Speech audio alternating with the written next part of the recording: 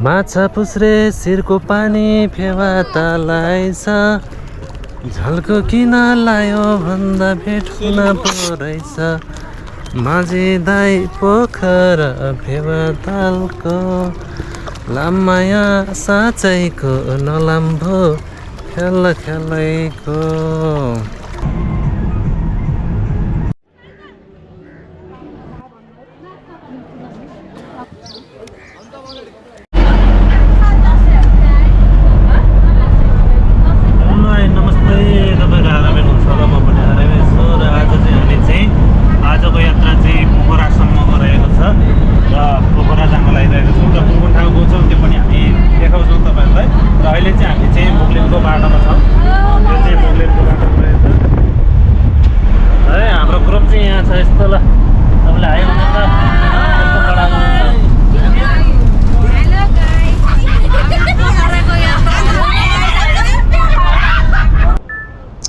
Hello हामी चाहिँ पोखराको लागि एक दिनको चाहिँ पोखरा टुरको लागि चाहिँ निक्लिसकेका छौँ भने अब हामी चाहिँ अहिले चाहिँ बाटोमा रहेका छौँ र आबुखेरिनबाट चाहिँ यो चाहिँ पोखरा जाने बाटो रहेको छ। बाटो पनि एकदमै कम्फर्टेबल रहेको छ, हामीले देख्न सक्छौँ एकदमै राम्रो बनाएको छ। अहिले यदि तपाईँहरू पनि पोखरा घुम्न जान चाहनुहुन्छ भने र बाटो चाहिँ खराबी छ भनेर चाहिँ बस्दै हुनुहुन्छ भने त्यो चाहिँ एकदमै बाटो चाहिँ राम्रो भइसकेको छ। तपाईँहरू चाहिँ गाडीमा होस् या अझै भ्यूको इन्जोय गर्दै तपाईँहरू चाहिँ पोखरा घुम्न जान चाहनुहुन्छ भने अब बाटोको भ्यू हेर्न चाहनुहुन्छ भने बाइकमा अझै तपाईँहरूलाई चाहिँ एकदमै रमाइलो हुनेछ। र हामी चाहिँ गाडीमा छौँ, त्यति बाहिरको सिनहरू बाहिरको भ्यूहरू देख्न नपाए पनि रोड चाहिँ एकदमै बवाल देखिरहेका छौँ हामीले। र पोखराको हामी चाहिँ आज एक दिनमा चाहिँ कुन कुन ठाउँ चाहिँ घुम्न सक्छौँ, अवलोकन गर्न सक्छौँ त्यो चाहिँ म तपाईँहरूलाई देखाउने छु भन्दै हामी चाहिँ लागेका छौँ।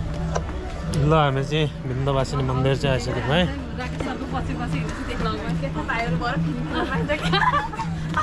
पाइन्छ पाइन्छ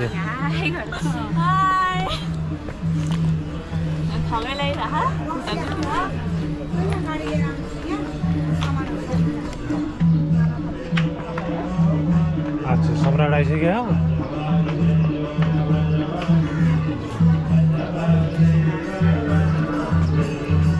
ल विन्ध्यवासिनी मन्दिर चाहिँ हामी आइसकेका छौँ। विन्ध्यवासिनी मन्दिरको परिसर चाहिँ यहीँ रहेको छ, हामीले देख्न सक्छौँ।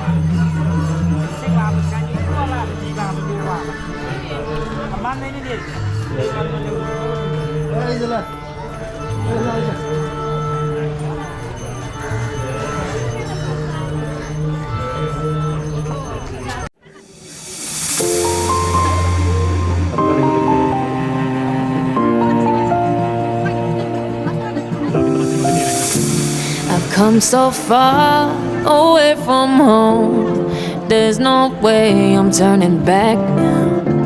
My destination is unknown, so I keep pushing, never slow down.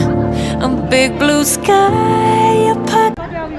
र विन्ध्यवासिनी घुमिसकेपछि हामी चाहिँ फेवातालतिर लाग्यौँ। सेकेन्डमा चाहिँ हामी फेवाताल घुम्यौँ। फेवातालमा हामीले चाहिँ विभिन्न हामीले चाहिँ देख्न सक्छौँ ढुङ्गाहरू अथवा चलाएर चाहिँ हामीले चाहिँ इन्जोय गरिरहेका छौँ। र त्यसपछि हामी चाहिँ खानासाना खाएर हामीले चाहिँ अर्को डेस्टिनेसनतिर चाहिँ हामी लागिसकेका छौँ।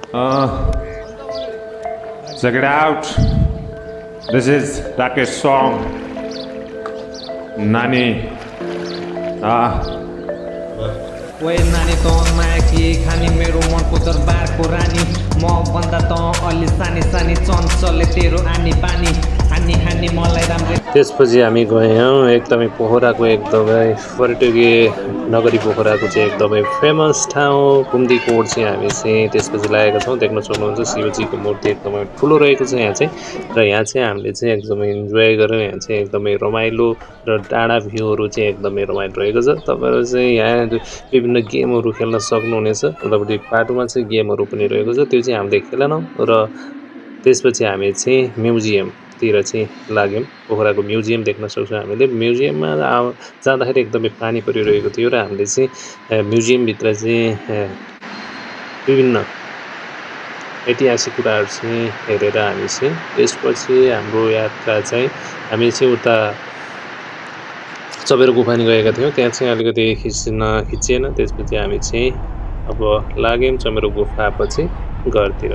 र आजको भिडियो यति नै रहेको छ। यदि तपाईँहरूलाई मन पर्यो भने चाहिँ च्यानललाई सब्सक्राइब गर्नुहोला र लाइक सेयर गर्नुभएको छैन भने लाइक सेयर गरेर चाहिँ तपाईँले इन्जोय लिन सक्नुहुनेछ भन्दै आजलाई भिडियो इन्ड गर्छु र अर्को भिडियो भेट्ने बाचा गर्दै अहिले भने बिताउन चाहन्छु। जस्तो धन्यवाद।